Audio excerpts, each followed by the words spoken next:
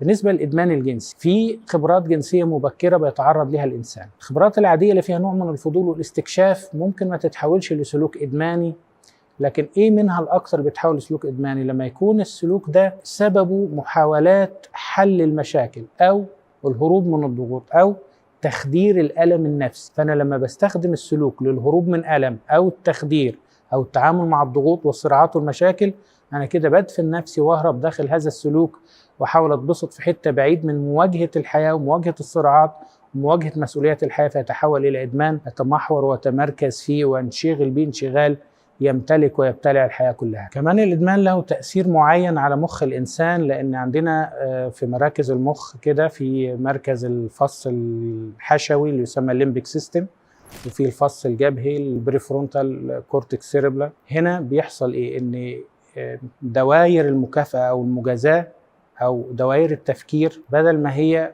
ماشية بشكل طبيعي، بفكر بشكل منطقي، عندي تقدير للعواقب، عندي تقييم ذاتي، عندي تحليل، عندي تخطيط، عندي تقدير للأمور وقياس وتقييم لحياتي والأمور اللي حواليا، عندي قدرة على مواجهة المشاكل وتحليلها ومعرفة الأسباب وحلها.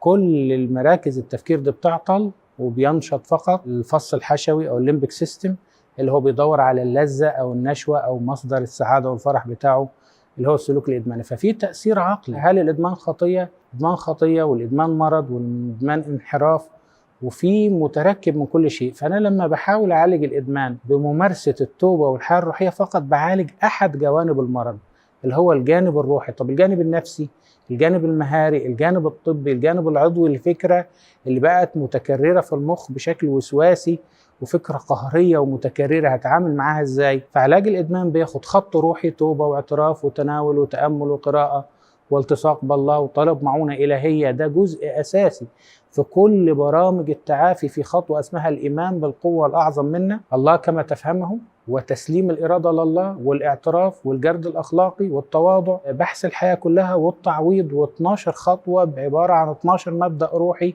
لعلاج السلوك الإدماني. ولكن إلى جانب العلاجات دي في علاج اجتماعي زي العلاج الجمعي أو المجموعات العلاجية أو اجتماعات الNA والتأمل، وفي زمالة مدمني الجنس المجهولين، في منها لايف في حجرات، وفي منها بالنت مع الحفاظ على المجهولية وسرية وخصوصية المخدوم أو العميل اللي بيتعامل مع الزمالة.